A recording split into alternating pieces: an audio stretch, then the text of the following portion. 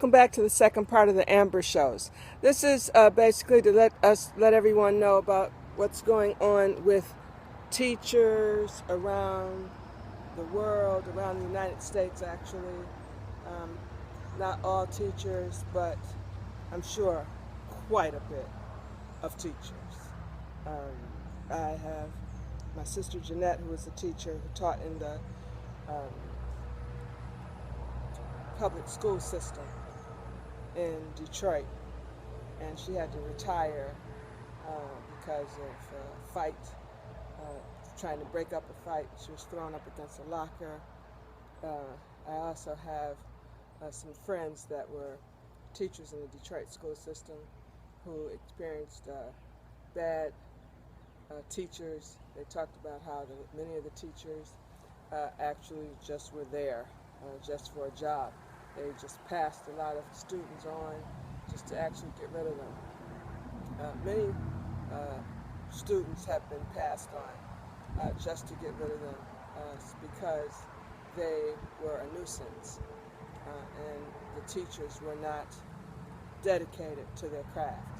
My sister Chloe was dedicated to her craft. She had younger children, second graders, so she was able to mold them into better people when she got them at a younger age. When you get them at an older age and they've been passed on and not taken seriously, or anyone didn't really care about them, then they go on into the system, which is eventually prison. Okay, so what I wanted to talk about was a study. Teachers of all races are more likely to punish black students. For instance, 2 students, 1 black, 1 white. On Tuesday, they both refused to complete the math worksheet. On Wednesday, neither will stop talking during lessons. Same behavior. Will they receive the same punishment? A new Stanford University study predicts that the black student will be punished more harshly. Why? Not because of overt racism, rather harsher discipline might be the result of unconscious, particularly to the white student, a phenomenon called implicit bias, which this is cracking me up because it is racism, but this is what the psychologist said. The study also finds that the bias might be just as likely to come from a black teacher as a white one. The significance of the finding isn't confined to classroom walls. When students are suspended or expelled, it becomes much less likely that they will graduate or go to college, and much more likely they'll get arrested, go to jail, or even die in the hands of the police. Many suggest that implicit bias, not white supremacist intentions on the part of the individuals, plays a role at nearly every stage of school. So, while the lifelong impact of school disciplinary policies can affect all students, black ones are 3.5 times more likely to be suspended or expelled than their white counterparts, just like bias in criminal justice. So how is it that it's not blatant racism? What are they saying? Well, is it unconscious racism? They did a study with female teachers and gave them a scenario of middle school classes and asked them to imagine themselves working there. Okay, so now the teachers had to view a school record, and based on one of the students who misbehaved twice. All right, so then comes the experiment. This is the trick. The students were identified by stereotypical names, black names, like Darnell and Deshaun. And then the white kids' names were Greg or Jake. Okay, so now after reviewing each infraction, the researchers asked, how severe was the student's misbehavior?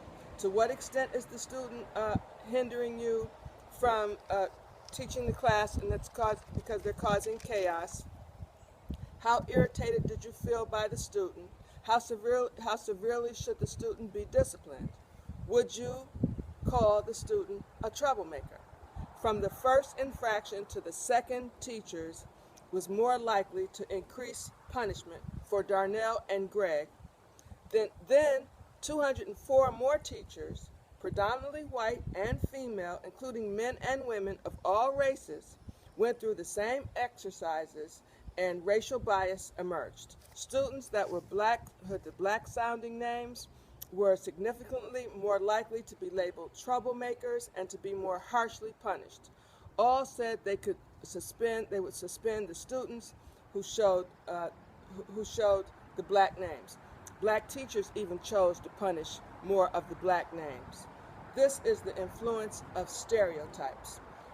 Now, just as blacks hurt our own, we feel just as much as whites do.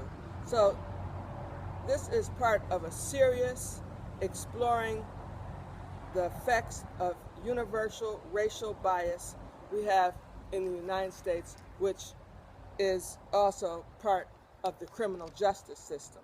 So this is a sad situation because it's showing that, this study is showing that, okay, many of the white and black teachers are saying they're not racist, but they were punishing more people who were black, who did the same thing as the white students, and by the names. Names are very, very important anyway. You know, people name their children nowadays certain names, and the names do have a stereotypical connotation to them, which is sad. So, also, a Boston preacher, he had a radical idea for reducing youth violence. He said we have to listen to young people's their grievances and address their concerns with ideas that go beyond looking tough, and it worked. Pastor Jeffrey Brown in Boston said it brought down crime by 79% by reaching out to the kids, teens, and young adults who were committing crimes. He found by going into the neighborhoods with him and another preacher, they were talking, the children started talking to them, the teenagers started talking to them, and they were not cold-hearted as most people think. Most of these kids were on the streets trying to just make it on the streets. Many were intelligent and creative and magnificent. Some were even engaged in a struggle, and that's what they were saying, that it's a struggle for them. They didn't turn to violence because they were inherently evil. They were trying to survive in a society that has offered them few options. They want to raise themselves out of poverty. They look up to drug dealers or pimps or hustlers because there's no other person for them to look up to. And it's because of their circumstances and situations that they're in that makes them this way. Again, that was good how my sister Clody, she's given me examples of how she took children in her class who were the underdog and gave them more attention and talked to them and gave them confidence in themselves. So many of these children are just calling it survival. Okay, so a Vermont woman, she was hospitalized after being bitten by a black widow spider. And this is for my niece Sherrod, because that black widow spider that my niece Sherrod is terrified of, well, she got it when she brought it home, and it was in a bag of grapes. So the black widow bites can cause pain, weakness, and flu-like symptoms, but they're rarely deadly for healthy adults. Okay? So last and foremost, I want to just say again about the global warming that's going on. Take steps to reduce your energy use, improve efficiency, and help end this global warming.